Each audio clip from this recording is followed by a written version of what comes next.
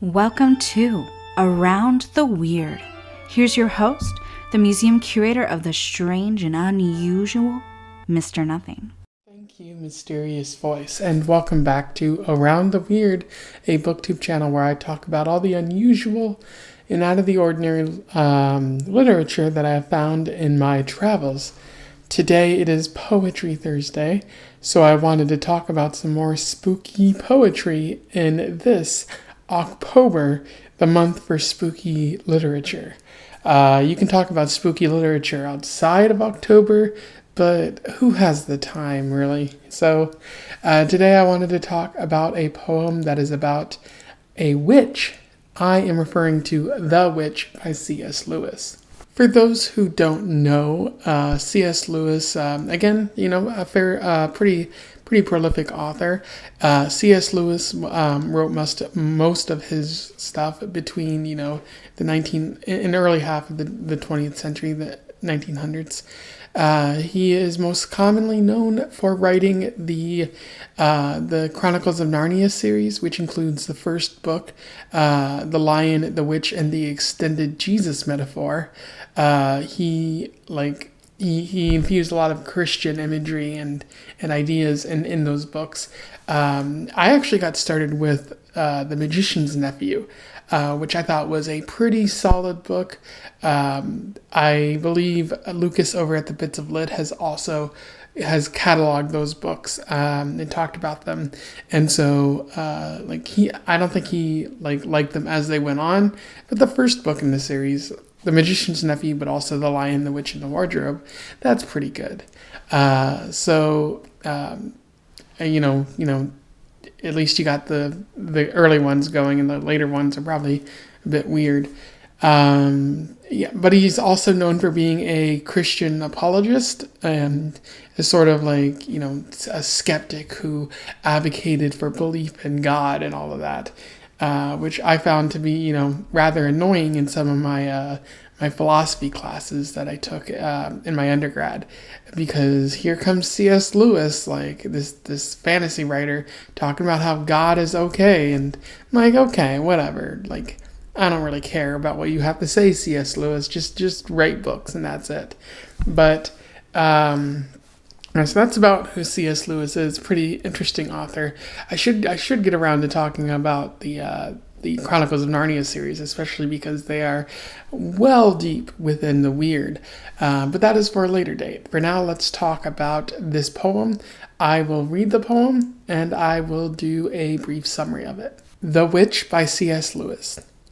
Trapped amid the woods with guile, they've led her bound in fetters vile, to death, a deadlier sorceress than any born for earth's distress, since first the winner of the fleece bore home the Colchian witch to Greece. 7 months with snare and gin, they sought the maid or wise within. The forest labyrinthian shade, the lonely woodman half afraid, far off her ragged from has seen, sauntering down the alleys green, or crouched in godless prayer alone at eve before a druid stone. But now the bitter chase is won, the quarry's caught, her magic's done. The bishops brought her strongest spell to naught with candle, book, and bell. With holy water splashed upon her, she goes to burning and dishonor. Too deeply damned to feel her shame, for though beneath her hair of flame, her thoughtful head to be lowly bowed, it droops for meditation proud, impenitent and pondering yet, things no memory can forget. Starry wonders she has seen, brooding in the wildwood green, with holiness, for who can say, in what strange crew she loved to play? What demons or what gods of old deep mysteries unto her have told, at dead of night in worship bent, at ruined shrines magnificent? Or how the quivering will she sent, alone into the great alone, where all is loved and all is known, who now lifts up her maiden eyes, and looks around with soft surprise, upon the noisy crowded square, the city oafs that nod and stare, the bishop's court that gathers there, the faggots and the blackened stake, where sinners die for justice' sake. Now she is set upon the pile, the mob grows still a little while. till lo, before the eager folk upcurls a thin blue line of smoke.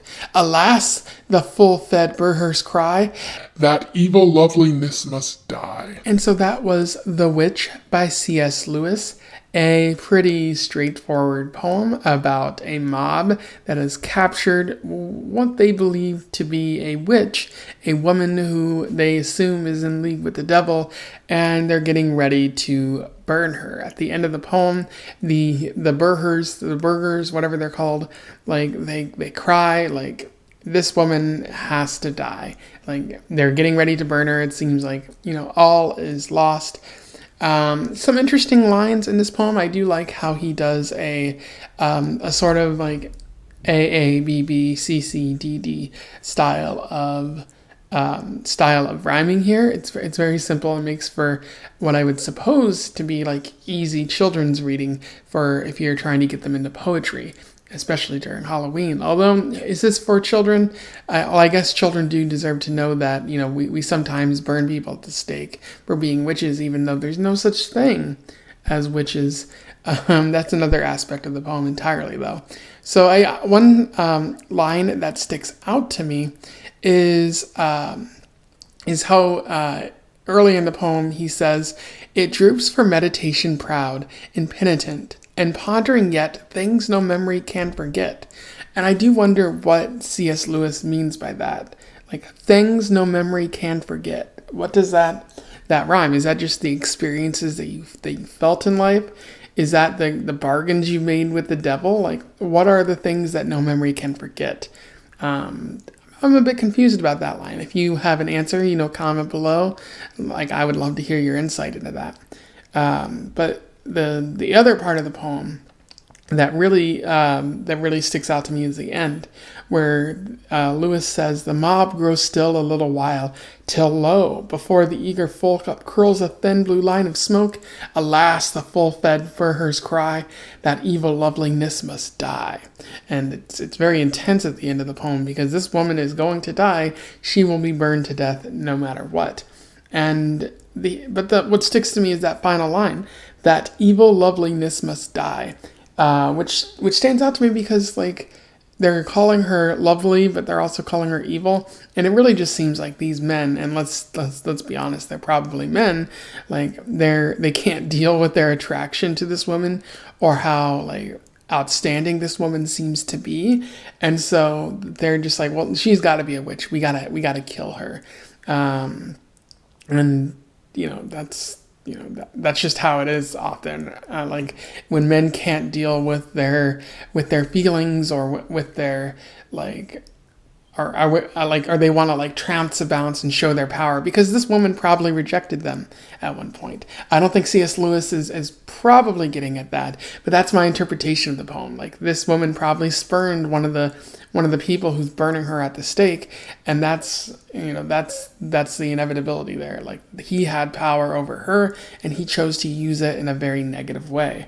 Because there's no proof in this poem that she was actually in league with the devil, and given what happened in history, how many all innocent women were burned at the stake for being witches, it really, like, this poem really highlights the unfortunateness, because everything that C.S. Lewis writes about this woman in this poem is like, she's a thing of beauty. She's very interesting. Like, she stands out. And I guess that's like that was too much for these people. So a bit of a downer in my analysis today, but I figure even when we're talking about Halloween, that's still a time to talk about justice and how we treat women.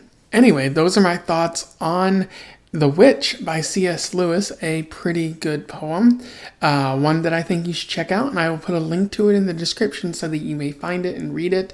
And after you have read it, comment below and let me know your thoughts, or you can tell me, what you think of my review. I would love to hear from you. Otherwise, don't forget to like, share, and subscribe so that other people can find out about Poetry Thursday as well as this poem. And until then, I wish you the best of luck in your weird and spell-driven travels. Farewell.